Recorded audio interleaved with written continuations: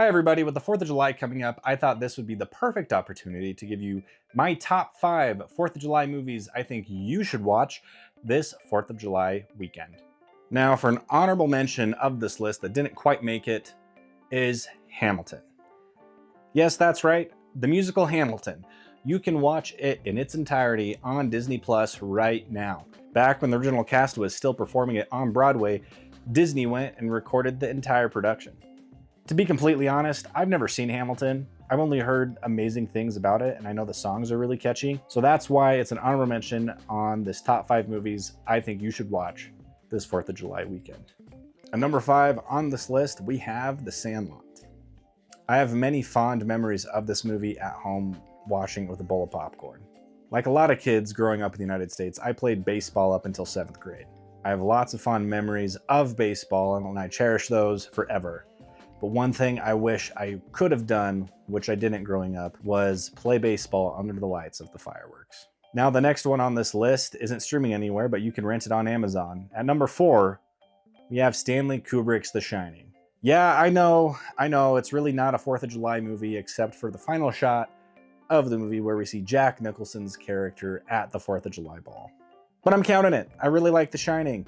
Now, out of all the Stephen King adaptations that I've seen, this is the one that has made me the most uncomfortable.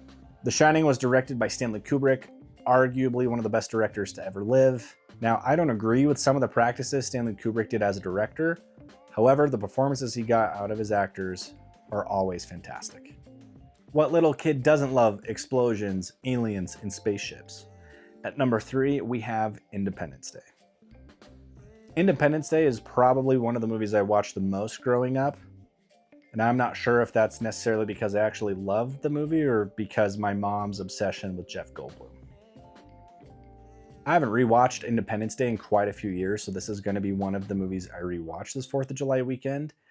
I do have fond memories of watching Will Smith attack aliens and also of watching my mom watching Jeff Goldblum. Oh, there it is. There it is.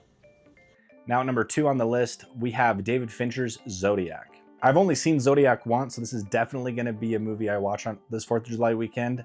I'm probably going to do a double feature of it with Memories of Murder. If you know, you know. If you know your 4th of July movies, you know what movie is going to be number 1. It is the original blockbuster, Steven Spielberg's Jaws. Now, growing up, I thought Jaws was Steven Spielberg's first movie. That's not true. He directed a handful of made-for-TV movies, one of which being Duel, which I saw at the Film and Media Alliance of Southern Utah's Electric Film Series screening not that long ago.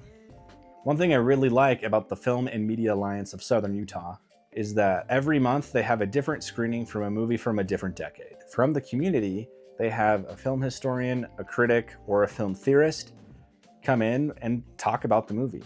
And then afterwards, they have a Q&A with some Rigotti's Pizza. When Jaws released, it changed everything. It proved that movies can be successful in the summer, made people terrified to go swimming in the ocean, and terrified of sharks.